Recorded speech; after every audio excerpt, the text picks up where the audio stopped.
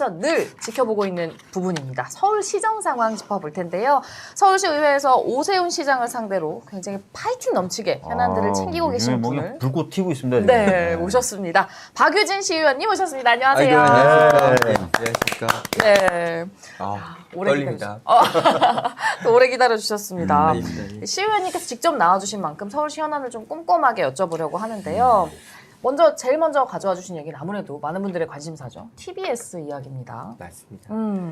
오늘 좀 특별한 일이 있었죠. 여기 네. 박주민 의원님도 함께 해주셨는데요. 저희 TBS를 주민 조례로 진정한 시민 참여형 지역 공영 방송에 제대로 된 모습을 만들어 보자 이런 걸 이제 선포한 날이어서요. 많은 분들이 관심이 있었습니다.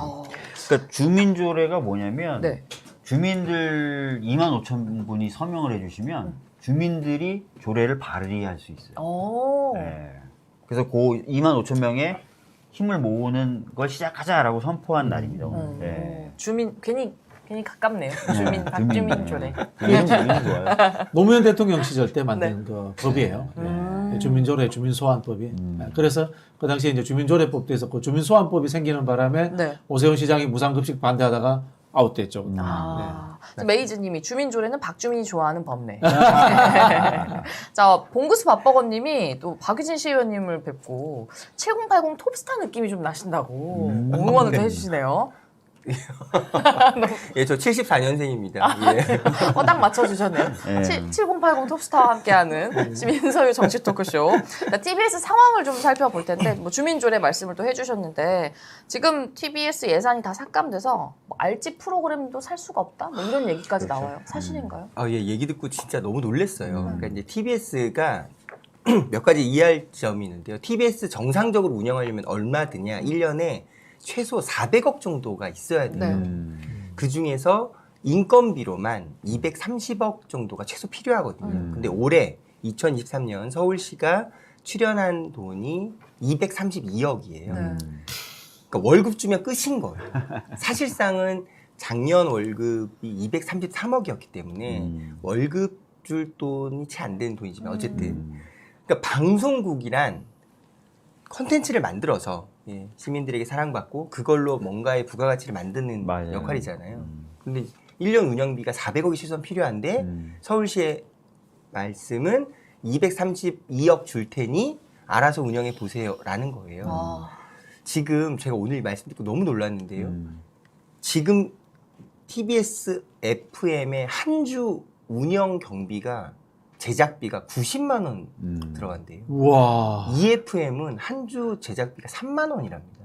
저 말씀을 듣고 그 지금 3월 20일자로 이제 TBS 라디오의 작가분들이 다 이제 그만두셨죠. 퇴직을 하셨어요. 지금 PD와 아나운서분들께서 직접 대본을 쓰고 있는 상황이라고 합니다. 오늘 아나운서 한 분도 그 기자회견, 선포식 기자회견에 오셨는데 본인이 직접 대본 쓰신대요. 그러니까 아무런 도움을 못 받는 거죠. 프로그램이나 콘텐츠를 제작할 만한 여력이 전혀 없다는 거예요. 굉장히 열악한 상황이군요. 근데 이게 더 문제인 게 이런 상태로 놔두면 사실은 인건비로 그분들에게 드리는 세금인 230억 원 되는 돈도 그냥 날아가는 거예요. 일을 할 수 있게 해줘야 그 230억이 효과적으로 쓰이는 거죠. 네. 좀 답답합니다. 그래서 좀 전에 또 주민조례 관련한 이야기를 또 해주셨잖아요. 내용은 지금 다 만들어진 상황인가요? 네, 맞습니다. 그러니까 이 주민조례는 그러니까 민원연이라고 하는 이제 우리가 다 알고 있는 이제 가장 열심히 이 문제를 이제 집중해 오고 고민해 왔던 시민분들이죠. 이제 민원연의 주도로 이제 여러 논의를 거쳐서 주민조례 안이 만들어졌는데요. 크게 세 가지 특징이 있어요. 박주민 의원님께서 더 내용을 잘 설명하실 수 있겠습니다만 어떻게 의원님께서 설명해 주실까요? 아니요, 설명해 주세요. 세 가지 이제 기존의 조례와 달리, 그러니까 이제 지금 기존의 조례란 건 무슨 말이냐면 지금 현재 112석 서울시 의회 중에 76명의 국민의힘 의원분들과 36명의 민주당 시의원분들 이렇게 구성되어 있거든요. 그러니까 3분의 1이 채 안 되니까 기승전 표결 이런 상황에서 어떤 논의라도 의미가 없는 거죠. 그래서 이제 기존 조례 안에서 크게 세 가지 안을 꼭 꼬집어서 이제 더 보강한 안인데요. 첫 번째가 서울시장은 이 TBS 미디어 재단에 대한 독립성과 지속 가능성 이런 것에 대해서 명확한 책임을 져야 한다라는 걸 네. 규정해 놨습니다. 이제 4조 조례로 들어가 있고, 그러니까 시장의 책임을 못 박아놓고, 두 번째가 이제 보통 시청자의 역할, 주민의 역할이라고 하면 그냥 모니터링하고 시청자 의견 주고 이 정도 아닌가요 하는데요. 그런 정도가 아니라 실질적인 영향을 행사할 수 있도록 제도적으로 준비를 갖췄다는 것, 시청자 역할이 보장돼 있다라는 것이고요. 세 번째가 그렇게 한들 대표이사나 임원진 우리 마음대로 뽑으면 뭐 우리 마음대로 할 수 있는 거 아닙니까? 이럴 수 있잖아요. 네. 대표이사를 선정하는데 시민 참여단, 시민 선출단에서 그 대표이사를 하겠다는 분들의 브리핑을 듣고 네. 의견이 정리되면 그 의견이 적어도 50% 이상 점수에 반영되도록 구조를 만들어놨어요. 그러니까 가능하면 이제 실질적인 시민분들의 의견이 반영될 수 있는 진정한 의미의 시민 참여형 지역 공영 방송 TBS 미디어 재단이 돼야 한다. 될 수 있도록 조례안을 만든 게 특징입니다. 그러니까 뭐 그 임원 후보 추천위원회도 시민들이 참여할 수 있고요. 네. 시청자위원회라는 것을 정관이 아니라 그 조례 차원에 넣어서 시청자위원회 역할을 더 강하게 해서 콘텐츠나 이런 것들 시민들이 참여해서 이제 관리 감독할 수 있게끔 네. 만들었고, 재정 관련돼서도 서울시가 줬다 말았다 이렇게 하지 말고 아예 재정 건전성, 재정의 독립성 이런 것들을 포함한 계획을 서울시장이 3년에 한 번씩 발표하도록 만들어서 재정 건전성도 좀 하게 했고요. 그래서 그렇게 되면 이제 재정적인 안정성과 시민 참여가 보장되면서 정말 명실상부한 공정한 방송 이런 것들이 만들어질 수 있습니다. 맞습니다. 네. 그러니까 이번 이 노력이 네. 어떤 면에서 민주당으로는 각별한 의미가 있냐 이렇게 말씀드리고 싶은데요. 그 기존에는 그동안에는 그러니까 TBS라는 방송국이 어떤 정파나 정권이나 정당이 서울시장이나 다수당이 되는지에 따라서 영향을 받을 수밖에 없는 구조다라는 걸 모두가 인정하고 있었다면 지금 이 조례안은 어느 정당, 어느 정파, 어떤 분들이 다수당이 되던과 상관없이 네. TBS가 정말 천만 주권자, 시민분들을 제대로 상호 역할할 수 있는 진정한 의미의 시민참여형 지역공영 방송으로 자리매김할 수 있도록 법적, 제도적 체계와 구조를 갖추도록 했다는 것. 이게 의미가 있다는 거죠. 네.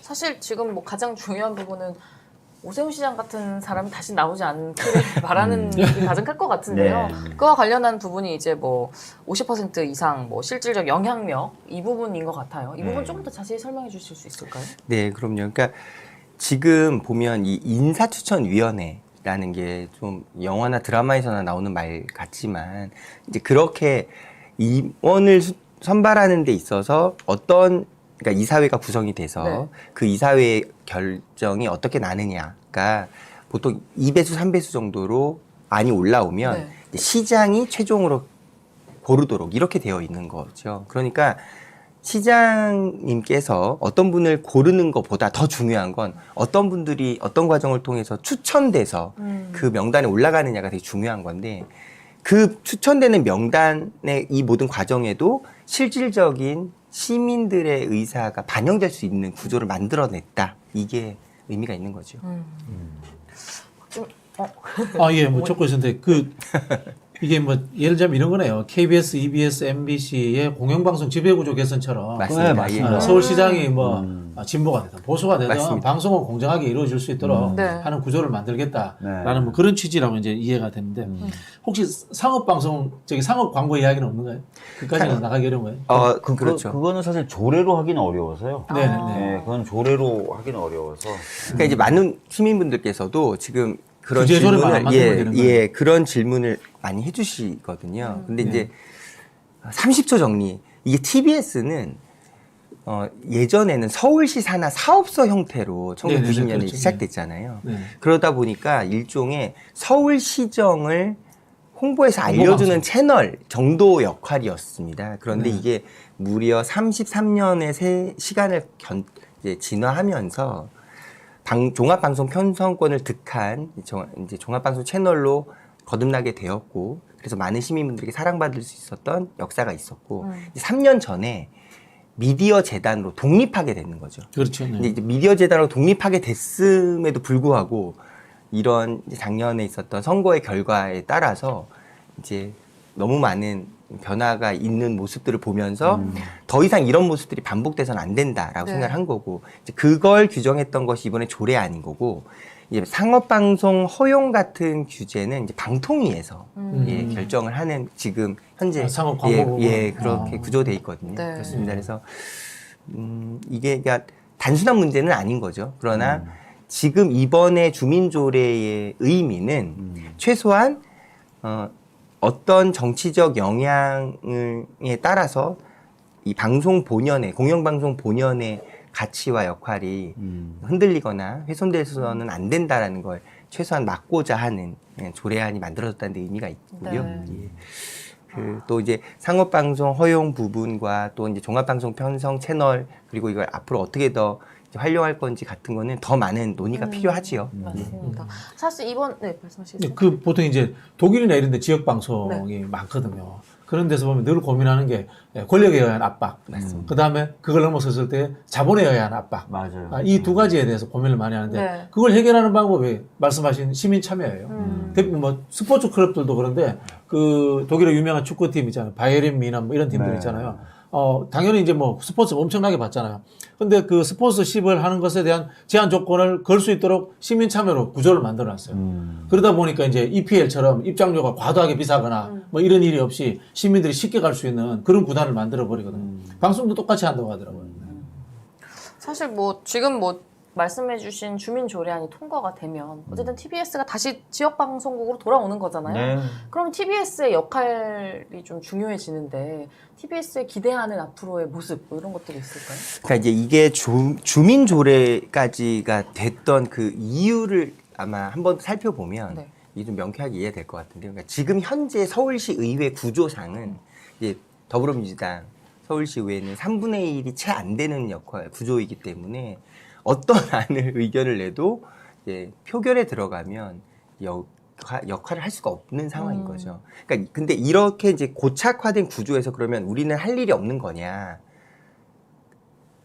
그렇지 않고 이걸 양당 간의 문제로 볼 것이 아니라 방송국 본연의 시민의 의사가 정말로 반영된 조례를 만들 수 있다면 이거는 어느 정당의 발의로 조례안이 나온 것이기 때문에 그 정당의 정파적 혹은 정당의 입장으로 표결할 것이 아니라 시민들이 발의한 조례안 그 자체를 가지고 양당 모두가 시민의 관점에서 표결에 응할 수 있지 않겠나 이런 의혹이 있었던 거거든요. 그래서 이 도전이 의미가 있는 거고요. 과정으로서의 주민자치운동이다. 맞습니다. 뭐 그러니까 이렇게 해석이 되네요. 네. 이것을 민주당이 발의했으니까 국민의힘은 찍지 않아. 혹은 반대도 국민의힘이 발의했으니까 이런 관점이 아니고요. 이 TBS 방송 미디어 재단이 존재한 이유, 이 1000만 주권자 시민들이 우리가 원하는 방송국을 위해서 이런 조례가 필요하다라는 걸 발의를 했으니 이 발의안에 대해서는 양당의 입장 상관없이 오로지 시민의 관점에서 무엇이 방송의 역할인지를 따져보면서 표결하도록 하자. 이렇게 이제 프레임이 바뀌게 된 거죠. 네. 어느 당의 말이 맞느냐가 아니라 어떤 시민의 말을 어떤 사람들이 더 경청하고 반영하느냐에. 그래서 매우 의미 있는 도전이라고 생각합니다. 맞습니다. 공구수 밥버거님이 네. 이게 이런 조례가 통과되면 뉴스공장 다시 볼 수 있나요?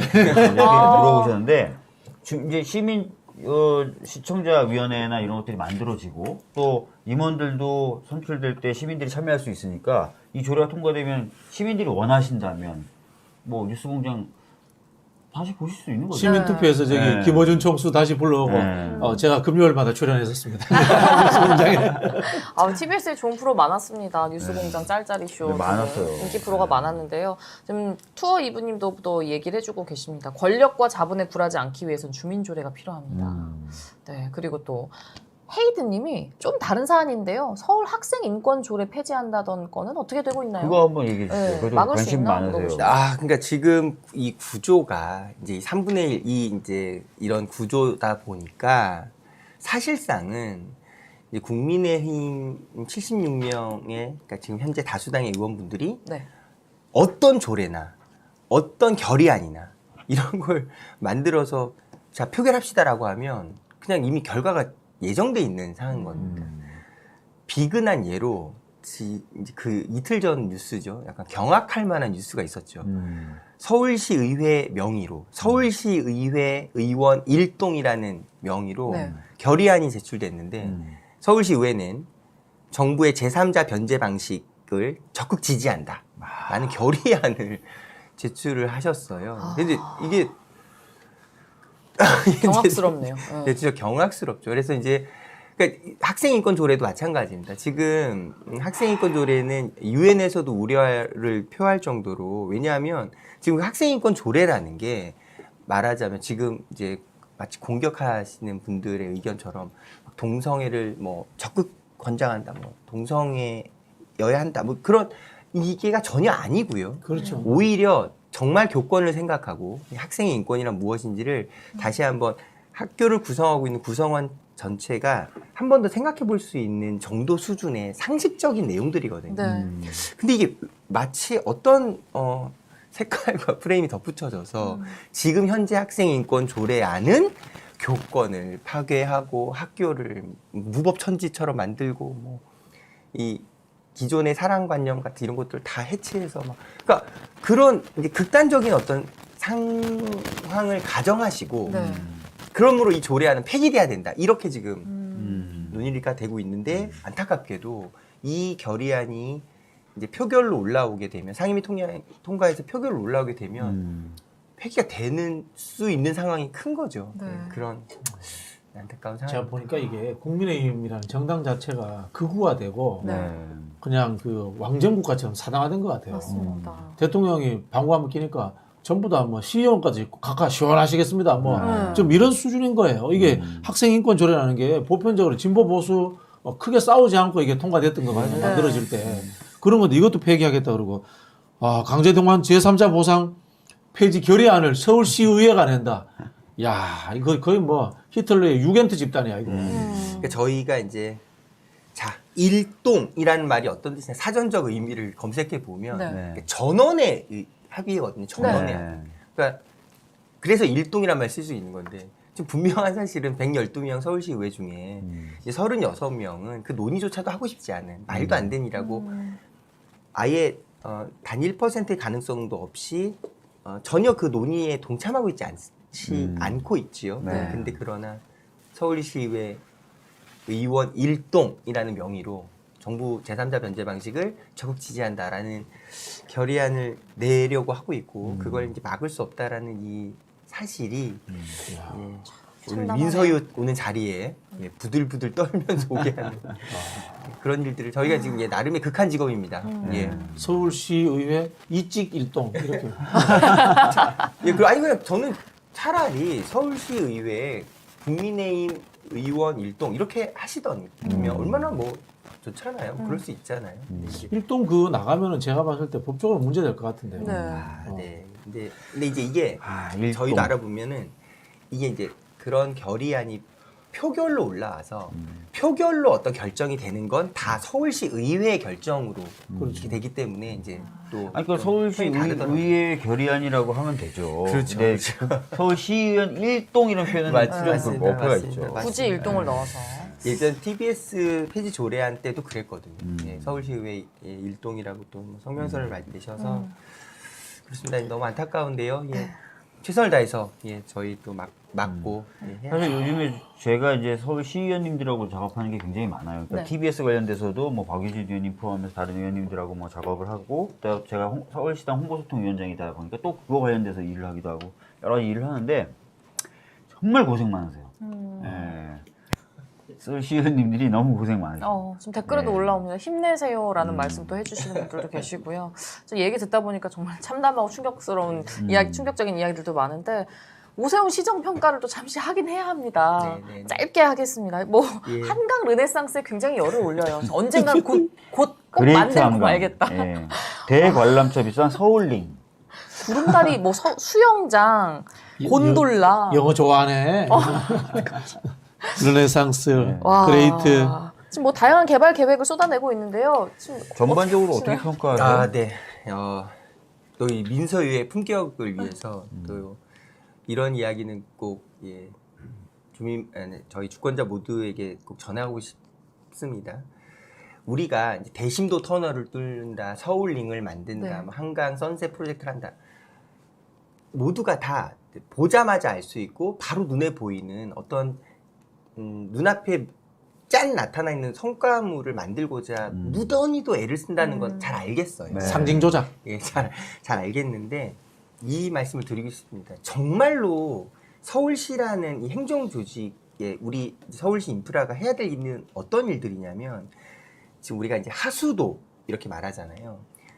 놀랍게도 이 하수도가 이제 88 올림픽 때를 기점으로 본격적으로 이제 지어지고 지하 도면도 그리고 이렇게 활성화됐는데 자, 모든 물은 높은 데서 낮은 곳으로 흐르죠. 네. 하수도 모든 설치된 관로들이 각 구별로 각 위치와 지대마다 높이가 저마다 다 달라요.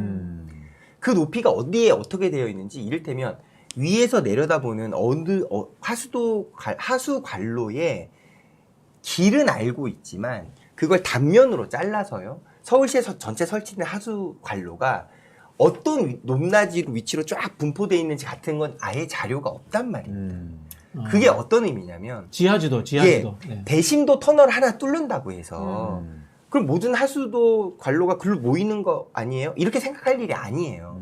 대심도를 어느 위치에 놓느냐에 따라서 어떤 하수도 물은 글로 내려올 수 있지만 반대로 그보다 더 높은 위치에 설치된 하수도는 역류될 수도 있어요. 그렇겠죠. 그러니까 이런 게 진짜 문제거든요. 근데 이런 진짜 문제는 중요한 건 눈에 안 보인다는 거죠. 근데 지금 시장님께서는 눈에 안 보이는 건 그냥 안 하거나 무시하려고 생각하시나 이런 의심을 떨칠 수가 없는 거예요. 정말로 중요한 건 우리 눈에 안 보이는 그런 땅 속에서 진짜로 매일매일 이루어지고 있는 물의 순환 같은 건데 그런 건 그냥 모르겠고 다 덮었고 우리에게 중요한 건 서울링처럼 모두가 알 수 있는 눈에 보이는 그런 식으로 천만 주권자의 삶이 흘러간다면 얼마나 많은 보이지 않는 아픔들이 생기겠습니까? 그런 게 너무 맞습니다. 걱정인 거죠. 네. 그러니까 지금 오세훈 시장 보면 서울 전역 곳곳에 눈에 보이는 것들을 만들려고 하는데 대부분의 사람들이 그 얘기 들으면서 하시는 말씀이 저게 실현 가능해? 또는 저게 필요해? 이런 얘기들을 계속 하는 거죠. 네. 격하게 말씀하시는 뭐 돈지라르라는 말도 많이 하세요. 정말 화가 나는데 한강 개발은 이렇게 진심인 오세훈 시장이 정작 시민 생활과 직결된 일자리 공약에는 뒷전이라고 합니다. 그래서 박유진 시의원님 이 부분 또 직접 챙기고 계시다고요. 예, 2020년에 이제 서울시가 공식으로 답변을 내놓은 게 있어요. 3개 기간을 딱 찍었는데요. 네. 예, 도시교통공사, 주택공사, 예, 그리고 신용보증기금, 이게 재단이죠. 신용보증재단. 요 3개 기관은 모두 다 이제 콜센터가 있는데요. 네. 이 3개 기관의 콜센터 분들은 업무의 특성상 그리고 업무의 전문성상 그 3개 기관의 직고용이 타당하다라고 서울시가 결정을 내립니다. 그렇죠. 고용노동부 네. 이제 지침에 의거해서. 그래서 이제 3개 기관이 직고용하는 게 맞다라고 결정을 해놓고 지금 3년이 지난 거죠. 그런데도 이제 그래서 이제 이번에 시정 질의를 통해서도 아니 서울시가 약속을 했음에도 불구하고 그거는 전임 시장님 때도 약속을 했고 오 시장님도 약속한 사안이거든요. 왜 지켜지고 있지 않습니까? 이런 걸 이제 따져 묻게 됐는데 지금 계속 이제 다산 콜센터 이야기 같은 걸 사례를 드시면서 계속 원론적인 답변을 하는 겁니다. 어떤 원론 답변이냐? 이제 비정규직의 정규직화 문제는 굉장히 차원이 다르고 어렵고 복잡하고 금방 결정할 게 아니고 근데 이 문제는 그렇게 우아하게 답변할 사안이 아니고요. 네. 3개 기관의 콜센터 분들은 모두 한 120여 명 정도의 인원이고 이미 다 10년 차 이상의 정말로 숙련된 전문가들이세요. 대체 불가능한 인력이거든요. 그런데 이분들이 왜 직고용이 돼야 되냐면 우리나라 민원처리법상 민원이란 그 행정기관에 소속된 직원만이 해결할 수 있는 권한이 있습니다. 네. 근데 지금 세 개 기관 모두 다 용역회사 관계에 있거든요. 그러니까 세 기관 모두 다 민원인, 우리 시민분들의 급한 이야기를 듣고 자기가 정말 직접 해결하고 싶어도 권한이 없는 거예요. 그러니까 지금 문제는 우리는 비정규직 인생인데 정규직으로 동일한 대우를 해주세요가 아닙니다. 그 행정기관에 소속된 직원으로서 지금 우리가 하고 있는 이 민원 업무를 제대로 정말로 잘 처리하고자 한다는 그 권한이 필요하고 이 일을 잘하고 싶다는 열망인 거거든요. 근데 이런 너무나 당연하고 상식적인 이야기야말로 약자와의 동행의 상징 같은 건데 네. 약자와의 동행이라는 우아한 수식어는 늘 말씀하시면서 이 120명 10년을 기다려온 노동자들의 삶은 강 건너 불구경하듯 이렇게 하고 있는 건 너무 가슴 아픈 일이죠. 네. 사실 그래서 박유진 의원님이 말씀하셔서 저희 당 을지로위원회 차원에서도 좀 챙겨보려고 지금 하고 있어요. 네. 좀 잘 돼서 말씀하신 그런 것들이 좀 해결이 좀 됐으면 좋겠다 이런 생각이 좀 강합니다. 맞습니다. 맞습니다. 약자와의 동행이라는 말을 그 누가 반대를 하겠습니까? 근데 약자와의 동행이라는 말이 진짜 의미가 있으려면 실제로 우리 주권자의 삶이 바뀔 수 있을 때 그런 말이 진짜 가치를 가질 수 있지 않을까 생각합니다. 네. 봉구수 밥버거님이 시 의원님 어디 지역구세요? 너무 멋지세요라고. 은평인데요.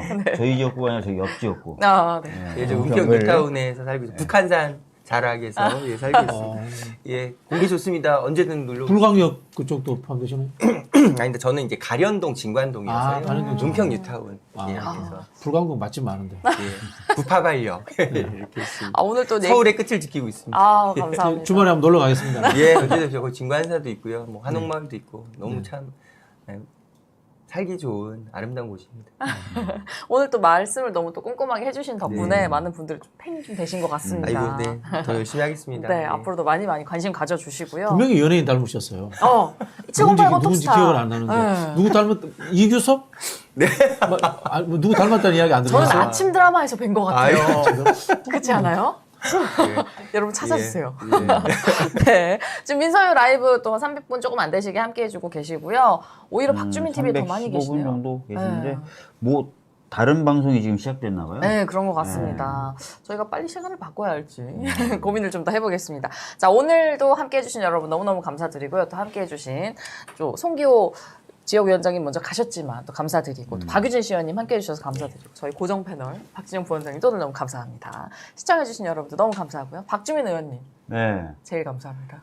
시청해주신 분들 감사하고요. 네, 오늘 방송은 여기서 마치겠습니다. 저희는 다음 주 이 시간에 다시 돌아오겠습니다. 감사합니다. 감사합니다.